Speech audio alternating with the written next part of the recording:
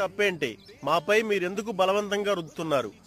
కానీ ఇది భవిష్యత్తులో చాలా మందికి ఉపయోగపడుతుందని ఈ హిందీ పైన మన తెలుగు రాష్ట్రాల్లో కానీ లేకపోతే మిగతా రాష్ట్రాల్లో కానీ రకరకాల వ్యాఖ్యలు జరుగుతున్నాయండి. అసలేంటి? భారత రాజ్యాంగంలో 8వ షెడ్యూల్లో అధికారికంగా 22 భాషలు గుర్తించారండి. 343 అధికరణ ప్రకారం. అందులో ఒక భాష వచ్చి హిందీ అండ్ తెలుగు.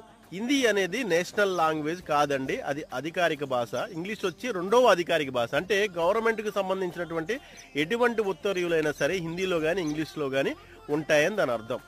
కానీ హిందీ మాత్రానికి నేషనల్ లాంగ్వేజ్ కాదు. మన సౌత్లో కొంతమంది నాయకులు అయితే దాని జాతీయ భాష అంటున్నారు. అదే సౌత్లో కొంతమంది అయితే హిందీని మాపై బలవంతంగా రుద్దొద్దు అంటున్నారు. అయితే దీనిపై మన ఒపీనియన్ ఏంటి?